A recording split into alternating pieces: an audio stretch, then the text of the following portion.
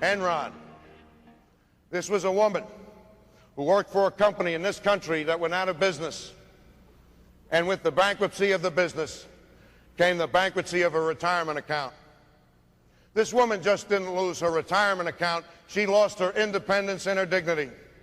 And the shame of it might drive her to potentially get sick. And if so, you know who will take care of her? Members of her family.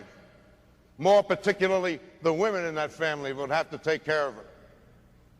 So as people live longer, they run the risk of a financial calamity or just running out of money. The other risk that people take is health risks, such as the diseases of the aged.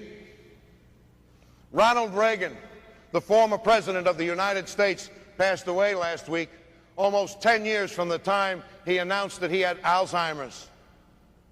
While that's a tragedy, my heart goes out to Nancy Reagan, who coined the phrase that Alzheimer's is the long goodbye.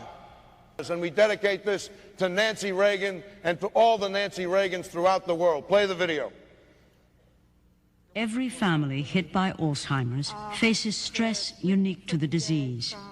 To help face these pressures, Harry and Gladys each come to their own support groups. How have things changed in your family? What bothers me a lot in dealing with this is the stress I feel if I go out and leave him at home. I always call him, and if he doesn't answer the phone, then I drop everything and go back home again.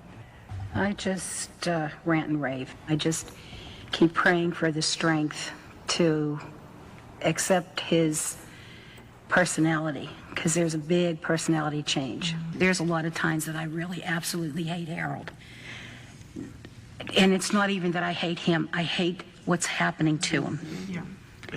And then I feel bad about myself because I feel that way about him. One of the quotes I read in the book, it said, "I'm not dying, I'm just disappearing before your very eyes." And I thought, that's what it is. It's like, and I mean, you see that blank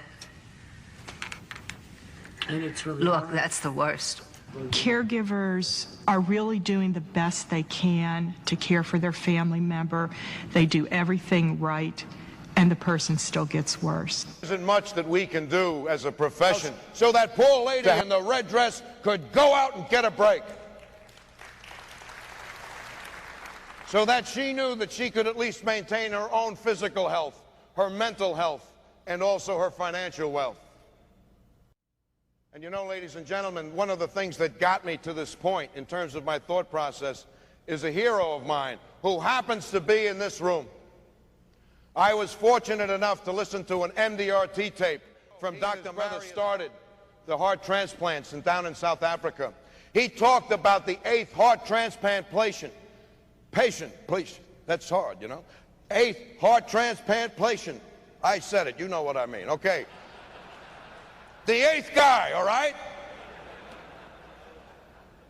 He lived for 22 years, but he lived in abject poverty, was a double amputee the last 7 years of his life. It was a miserable existence, and as I heard this tape, which I would have not gotten had not the MDRT did it, and I wasn't there, but I envisioned it, that Dr. Barnard probably put his arms up. Here it was, one of the most famous doctors of the world talking to us, and what he said was, "Don't you understand the limitations of the medical profession? All we can do is extend life." And then I began to think about our business. And ladies and gentlemen, I believe this, and I want to imbue it in you. I believe that the products and services that we create today are as critical as heart-lung machines, because they just don't deal with the extension in life, they deal with the quality and dignity of life.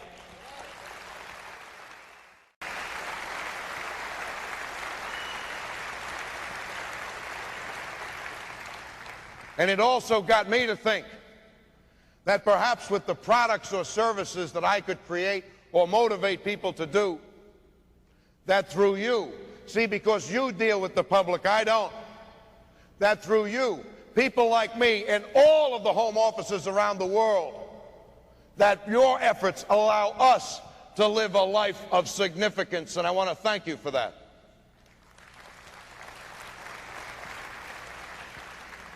I saw a very disturbing article not too long ago. It was in the headlines of the Wall Street Journal. It said, how to protect yourself from your parents.